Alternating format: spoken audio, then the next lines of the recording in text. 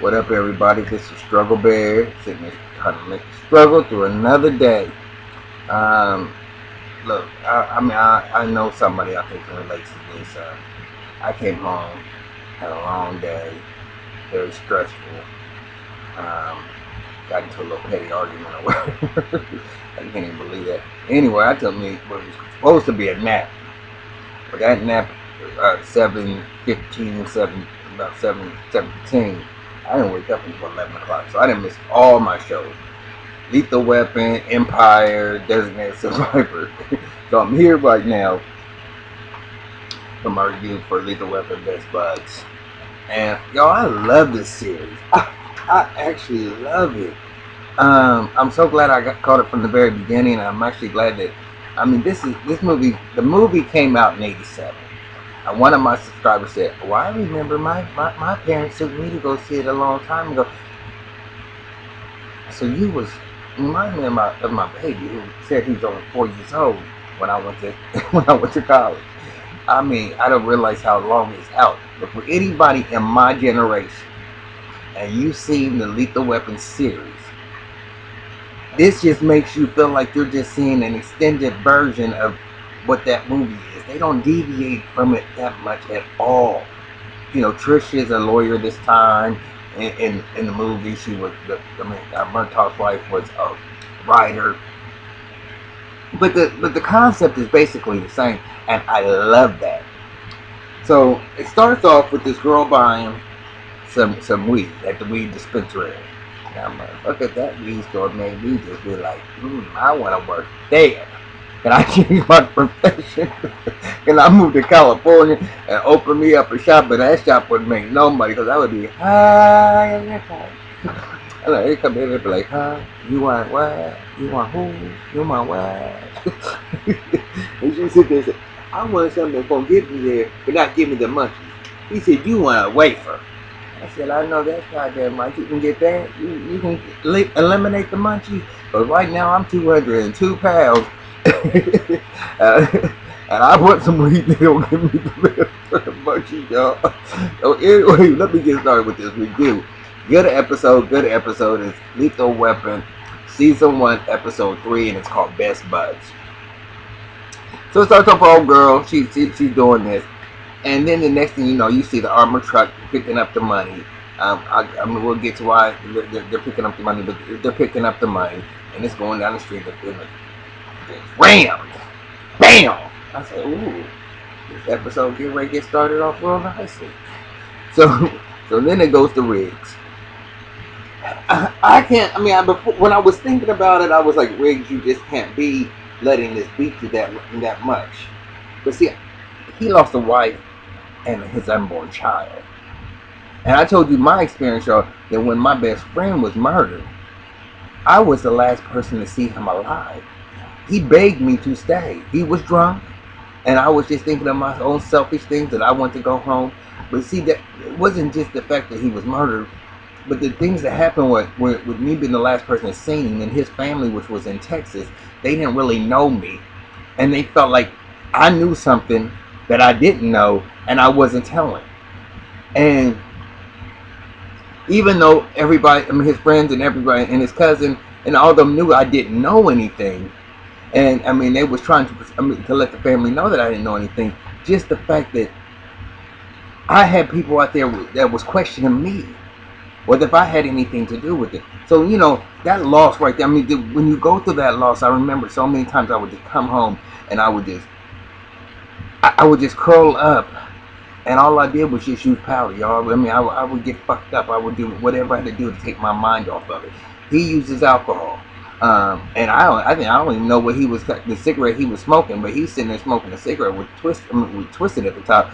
That to me could be a coolie or something. I don't motherfucking goddamn know, okay? Because I've been there, I've done that, I know about that type of shit. I know that put the cocaine in the cigarette and twist it on up. I know these things, okay? And that's what it looked like to me. And then later on in the episode, I guess maybe that's what it was, because Murtaugh said he let him slide one time when he was doing. And I caught that later on in the episode, but I don't know. But y'all tell me if y'all seen that where he had that twisted up cigarette. I've been there. So if you don't know anything about that life, you ain't gonna know what I'm talking about. but I did. So anyway, so he's sitting there, he's looking at them commercials with the lovey-dovey and everybody kissing and hugging and type of shit. And he sit back and he blows the TV the fuck up. And I'm like, yo, you got to pull yourself up out of this. I mean, I'm feeling for you right now, and I was getting ready to get on him a little bit, but I can't get on him because I can't even imagine losing a wife and unborn child. And all I did was I lost a friend. And my situations are different than his, and all the different situations. But still, we lost somebody that was basically murdered. Or because whoever hit his wife and child basically murdered them. I mean, it might have been an accident, whatever the case may be, but they're dead. And so, our situations are different, but they can get the same. So then there's, then there's the niceness coming with Trish getting ready for work and Roger getting ready to work, and he's talking about, oh, I'm getting ready, I'm so excited about our date night. And she's like, oh, I forgot all about that. She said, well, I moved some things around, we need to. Because he was asking her if she had a sitter yet. She said, maybe I can make some changes or whatever. Because the Fruity Pebble, Fruity Pebble, I think that was the place where they were supposed to be having dinner. He said, no, we can have that some other time. And so, anyway, he gets a call from Riggs at a crime scene. And the crime scene is where the guy, the armored truck had been hit and had been robbed of all the money that was on there. And they get to the crime scene. A little interaction was kind of cute about. He said, well, I told you I'd meet me there. And he was talking about the precinct. Riggs thought he was talking about the crime scene. So anyway, they would go back to their thing, and Bailey was sitting there saying, well, ain't no witnesses except for the guy who was driving the truck. And he's an ex-cop named Ned Brower. And Murtaugh was like, man, that was my training officer. And so she said, his old ass his old ass is over there. But let me tell y'all, first of all, that's what I tell you. Ned, you can't tell it from this episode from all the hair, but I know the voice if I ain't never heard the voice. The captain in Monk. Okay, the captain that Monk would consult with on Monk. That is who Ned Brower is, man. I mean, I ain't seen him in nothing in years. But I know that voice. If I ain't never heard that voice before, I know that's who it was. Anyway, he was sitting there saying, well, they was catching up or whatever about what he was doing or whatever. And he was like,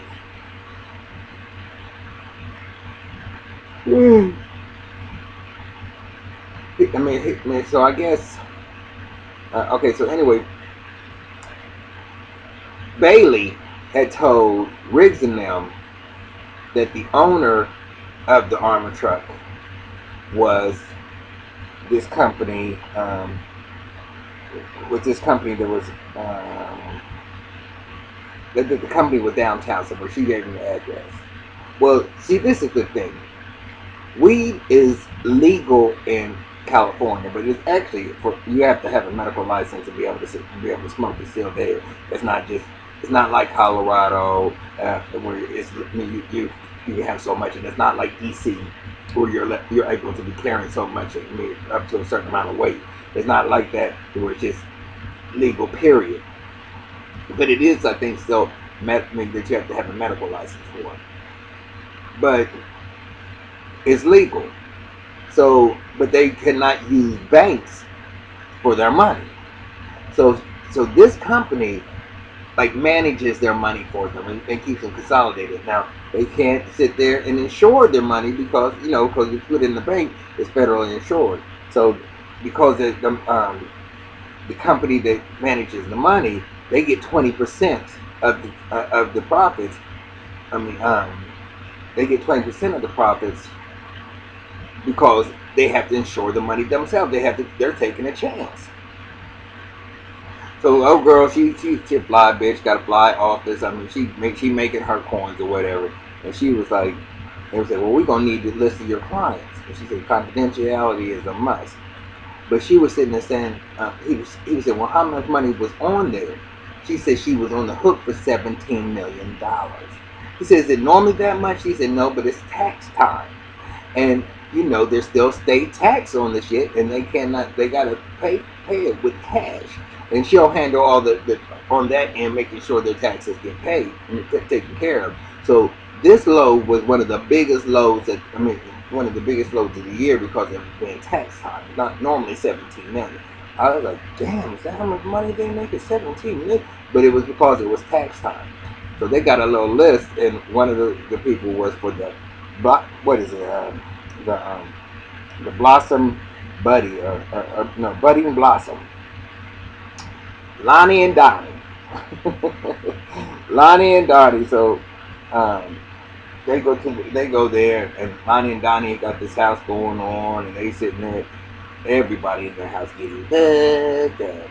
So Rick says, Murtaugh, have you ever sit there and smoke? He said, nah, man, I was too much into sports. I didn't have time for none of that mess.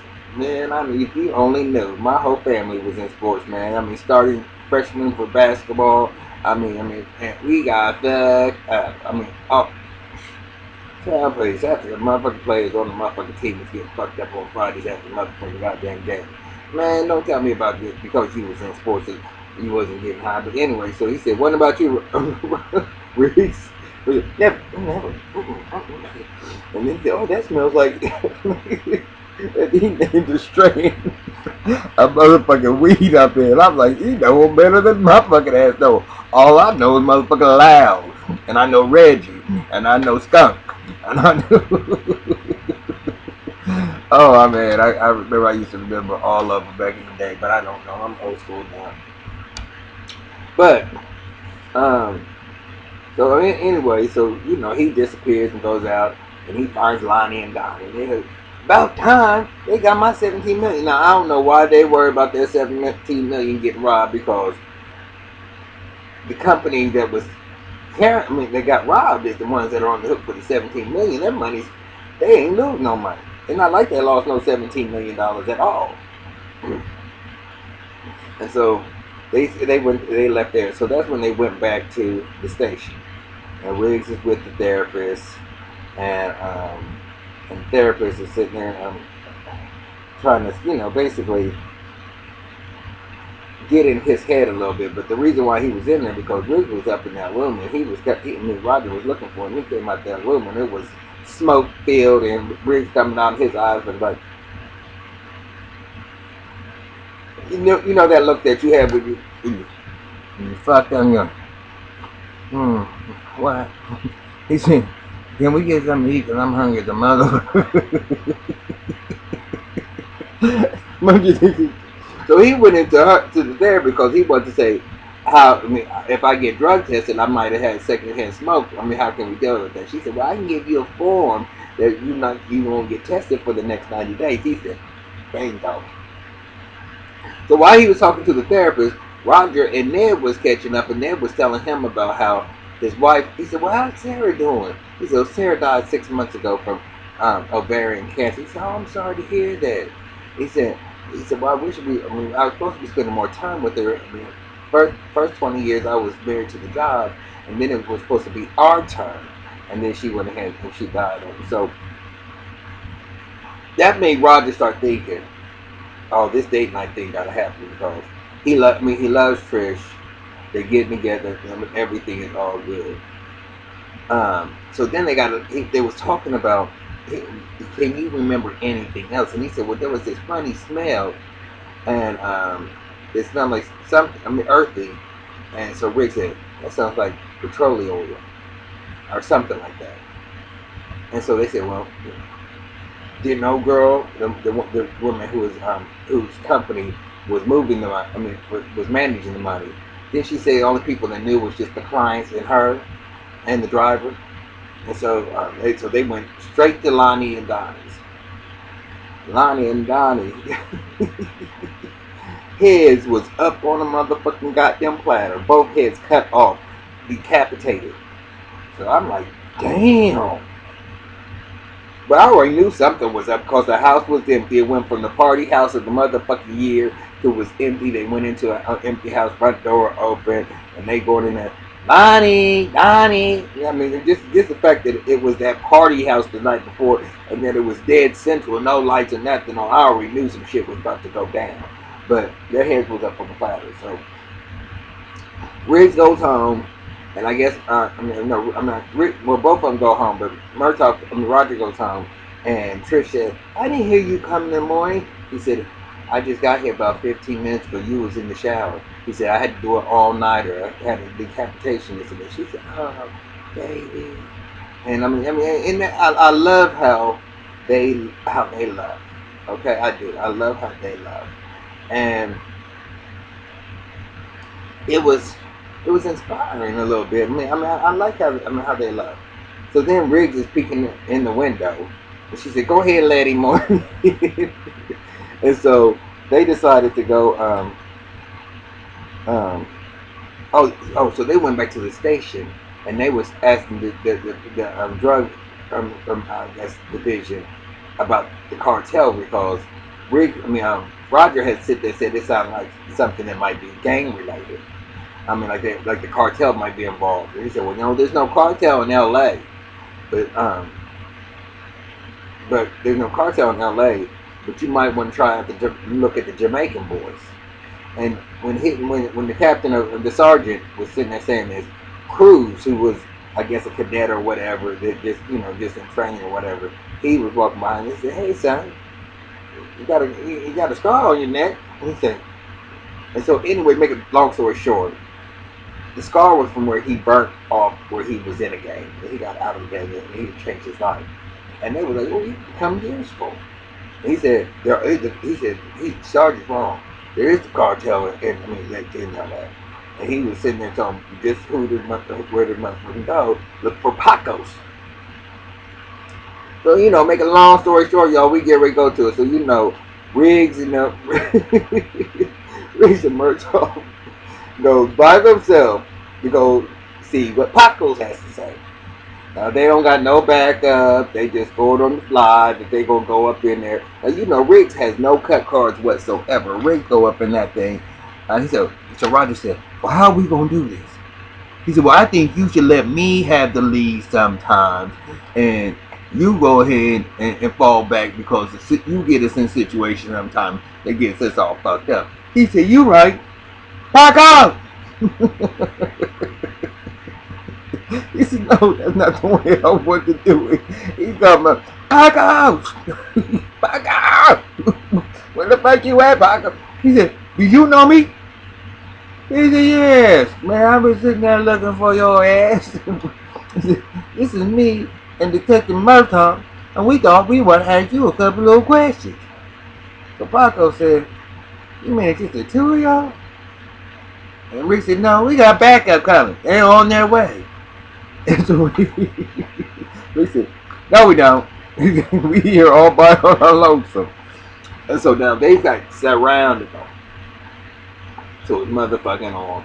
Riggs and dropped the car on the old dudes. They said Paco's is running. Then they trying to fight and do all this other stuff. But I guess I got to back this up a little bit. They took Cruz to the morgue, and one of the things on the bodies, because I know you told me the two, Lonnie and Donnie, were decapitated, but their bodies were they were prodded with the electric with the taser. They kind of subdue them or something, and to make sure that as they was getting ready before they decapitated, and it left a mark on the body. He was like, "If you got a pacemaker, you might want to stay away from this thing." So I had to back up to that part, and I missed that part, and it's important because Riggs. How they wherever they go, there's going to be some type of shoot 'em up, bang bang fight or whatever. So when Riggs went in there with that whole Paco thing, I knew shit was about to go down, and it went down. So Paco's is running. So Roger's like, "I got him," and he chasing. I'm like, "Nah, you're now see if y'all even remember the Lethal Weapon movie. Roger was older then, and Riggs was the more youthful one, and could make those moves." And I'm like, "Roger, yes, ain't gonna catch him with no motherfucking Pacos." But he called up with him. Paco pulls out that motherfucking taser that was from the marks on the body, okay? And he's sitting there waving at him. I'm like, Roger, you got that paper here. You cannot sit there and let him sit there and attack you with that. And you gonna try to fight him. If he even touches you with that, you might end up being dead. But then Riggs come jumping over off of one of I mean, I don't know what it was. I don't know if it was a stack of cars or if it was like a one of them. I don't know what it was. Crates that they put on the back of ships and stuff. I don't know what it was, but he come jumping off on top of it, and he gonna put. I mean, when they fighting, he ends up putting that taser on in Riggs' leg, and Riggs and but at the same token, Roger sits there and picks up this muffler and bangs that fuck out of his motherfucking head, knocks him the fuck out. So they got him up in jail, and so he's in there. So Cruz and Riggs is questioning, and he talking in Spanish, and Cruz was a part of the gang, so he looking at him like you motherfucking goddamn traitor, and he talking all this motherfucking shit in Spanish. And so whatever he said, Riggs said, "Well, thank you so much, Paco." And he said, and then they all left out. Paco's like fucked up because he thought all that shit he was talking about in Spanish, that Riggs didn't know what the fuck he was motherfucking talking about. I don't know if Riggs knows Spanish or if Cruz translated it for him outside of it. But Roger's in the office with the captain, and the captain talk about, um, we got to find that $17 million if it's still out there. And no, that wasn't. He was talking about how it went down that they got out there with no backup. I can't remember what the captain and Roger was actually talking about, so I'm not even going to go there. But Riggs comes in, he said, well, I hope Pacos is talking. And then Riggs comes in, Pacos is talking. So besides the fact that there's a hit out on me and Cruz, he said that there's still $17 million that's out there. So the truck is now missing. So they got to try to figure out what it is. So Roger goes ready to go to his date night, and I knew it was going to be just a failed attempt. And Captain tells Riggs that the city attorney, that's who his father-in-law is, the city attorney on. I didn't know what role he plays, but he's a city attorney. And I don't know if that's the DA in LA, I mean in LA or what, but it's the city attorney. And so he's up high. So I think he really is. I think that would be considered like a district attorney, because he said he's a city attorney. He said he didn't call 6 times wanting to talk to you. He said, well, I wonder what he want to talk to you about. It's probably about how you how much money you didn't cost the city since you done been on this motherfucking force and you are fucking up all the time. That's probably what he wants to talk to you about. But he already knows that that's his father-in-law. And so Roger's like, well, I can go with you. That's the least I can do, because you saved me from getting branded earlier, but that cattle product. and so I mean, that's the least I can do. He said, no, you go to Tristan to have y'all little date night. So he goes to Pops, and Pops like, look. He said, you didn't have to call my boss. He said, well, shit, I shouldn't have to go through what I got to go through to see your ass. He said, I mean, we family, man. I mean, my wife misses you. I miss you. I mean, come to dinner. And he's just not ready for that. But see, this is where selfishness comes in. And I know he wants to, because at the end he does go there to possibly do it, but he's just not quite ready yet. But he got to sit there and include them, because they miss. I mean, he's part of their daughter's life too, so they don't have their daughter no more. So he's still. She loved him, so they love him. You understand what I'm saying? So he can't cut them out just because he's not ready.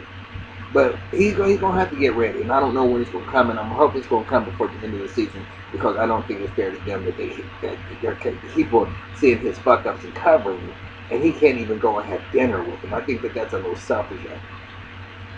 So Roger, I'm almost done, y'all. This is about to wrap this shit up. Cause get on in, because I gotta do still gotta watch Empire. Still gotta watch That's Another Sinatra. Anyway, getting off point. I don't want to take away from my lethal weapon right now. Okay? Anybody got a problem with that? So Roger on his date night, which we already knew was not going to end because there's so many minutes left in the episode. You know, that's how my mind be thinking. Okay, what the fuck? He gonna be sitting there, they get ready to get in their little groove thing, or everything's gonna be get real comfy, and he gonna get a call. Well, first her phone going off. She, oh, that's nobody. I can take care of that. And then his goes off. Oh, that ain't nobody, man. He gonna be all right. He write this little poem talking about how much he love her, and all this little cutesy shit, whatever. Cause you know, there is love in between them. When you see it, it makes you nostalgic because you want that feeling again. You miss that feeling of just somebody who loves you like you love them at the same damn time. That's the problem right now. In relationships, why can't it be equal at the same time? Because it's always somebody's in love with somebody a little bit more than the other, and then it sometimes switches up, and then that person's in love with. And why can't it ever be this? We both here, right here, balanced. That we eye to eye and we seeing each other, and that's what they have. And I miss that. But they got a call. He got a 999 from Ed, so he goes over here. So he races over to Ed. He said, "Hey, what's going on?" He said, "We need to talk." He said, "Nigga," was what I would say. "You called me all the way over here, and I'm on date night with Tristan. You talk about we need to talk." He said, "Let me show you something." He go out in the back car, and the armor truck is right there. Now, when Paco's told them that the 17 million was still out there because somebody stole the money from them. And Ned then went and just took the truck back. And his whole thing in getting mixed up with them was because his wife was sick and she needed medical attention, and his money wasn't there, or he was doing this for some quick money for pickups and stuff. But he knew he was getting ready to go to jail. So when Riggs found out what was really going on, because after he was talking to the therapist, and the therapist gave him half a sandwich or whatever, and for some reason or another, he took that sandwich and he ran downstairs to where they was holding Paco's. And he tells Paco's, here's that sandwich I brought you. And he in there with a whole bunch of Mexicans or whatever, what Cuban or whatever they were. And they were like, this nigga getting a motherfucking sandwich from the motherfucking cop. He said, I told you that you cooperated, I was gonna get you this motherfucking sandwich. So now they on tilt right now. They just can't wait for him to leave. So they gonna eat his ass the fuck up. And so he said, get these motherfuckers up out of here. So he said, man, what you trying to do? They gonna think I'm a snitch. He said, nigga, you better tell me what I want to motherfucking know. Because if not, I'm gonna bring you down some muffins every day and deliver them to you personally. When you in general population. And so he said, now right there, that's a death sentence. I mean, first of all, what Riggs did is a death sentence for him for real, because he can sit there and say he was just joking. But right now in their head, how their mentality is, he's a snitch. Because that cop wouldn't come down there and just do that out of the blue. But he's a snitch right now, baby. And he said, well, tell me what you want to know. And so he told him that how he don't know where the truck is because he was robbed, and the only other person that knew that was happening was the driver. So now he's saying, okay, Ned. So when Roger's up in there, he's like, how am I going to handle this shit? He said, please go ahead and lock me up because I'm taking me on down there. I said, I'd rather have you do it than the cartel come and do it. So Roger hears something in the back. It ain't nobody but Riggs. So Roger wants to get ready to take him in. He said, well, maybe I can talk to the feds and see if they can get you some type of deal because you cooperating or whatever. He said, I appreciate it. He said, Riggs was like, no, we can't take them in. We're going to take the truck in and we'll come and get him tomorrow. But come on now, man, we can't do that because he'll be dead in the morning if we take him in. And so Roger sit there, you know, he missed a good cop and wanted to do everything by the book, and he broke the law, so regardless of him being the training officer or whatever. So then he went ahead and went along with the plan. So they riding down the road with the truck, and then they get a call from there saying, I'm going to need that money back because the cartel had it all bloody all over again. And they sitting there saying, they want their motherfucking money back. So they go, get by their lonesome, And I said, oh, okay, this is about to be some motherfucking shit here. Because I know they ain't called no backup and there was no backup coming. And they done pulled them head out. They got cars behind them on the bridge and then cars in front of them on the bridge. And he said, well, what's the plan? He said, nigga, buckle the fuck up. Because it's about to go down. So he puts his pedal to the metal, runs right through him. So they start chasing him. He going through the city, fucking up all the city. The back of the truck opens up, money flying everywhere. I wish I would have been on the block where that money was coming out because I would have stuffed that money right in my little titty and kept the motherfucker moving like I ain't seen nothing. And I wouldn't, you don't ask me to return none of this motherfucking money because you ain't getting back none of this motherfucking money. And that money flying everywhere like it's Christmas. Like it's confetti. Bam. Oh, I'm telling you, my heart would be like, you know, when you go to Chuck E. Cheese and they put the little kids in the little thing so they can grab them tickets, I would have been grabbing those. And that's Chuck E. Cheese. Y'all know I'll be around with the little kids and shit. I'll be wanting to get in that little thing with them. I tell you, we come out with all the motherfucking tickets. We had the biggest stuff there in the fucking place. When I got the fuck up out there, because I think of it from underwear and everything. You give me 60 seconds and pull that money down. I guarantee you, I got that motherfucking shit locked down. Oh man, it just tickled me. But so the truck is riding, they crash the truck. They do their little shootout. You know, they only got a couple of little guys, so they done with their round. So they're like, what's the plan? And then, but all the ruckus that was caused from them going through the city, cops showed up, and everything was all good. So Ned had sit there and got away from that little ruckus when they started chasing him. Ned ran and got away from that shit, and he gone and he done went to Vancouver. Um, Roger, so then. Riggs decides that oh yeah, the captain sit there and said, case is closed, beds are taken over from this point on, so don't y'all worry about it. But you know what? Since y'all want to really keep on working, there's another unsolved part of the case. They said, what is that? We have a fugitive that's not can't be found. Do y'all have any clue where he is? Yeah, like, oh no, I don't know what you're talking about. He said, y'all two agreeing something definitely might have goddamn wrong. And so they went ahead with their separate ways. So Riggs goes to this therapist and gets her half of the sandwich. She's like, look, you can talk to me, you don't have to talk to me, but you got to talk to somebody. What about your father-in-law? So he looked at her. She said, look, you know, I sit there and research my clients before I start seeing him. And you know what? He said, well, I'm not ready for that. I'm ready to see him. He said, well, you might not be ready to see him, but wonder about if he's ready to see you. It's not just about you right now. What you ain't even thinking about him. She didn't want you to be alone.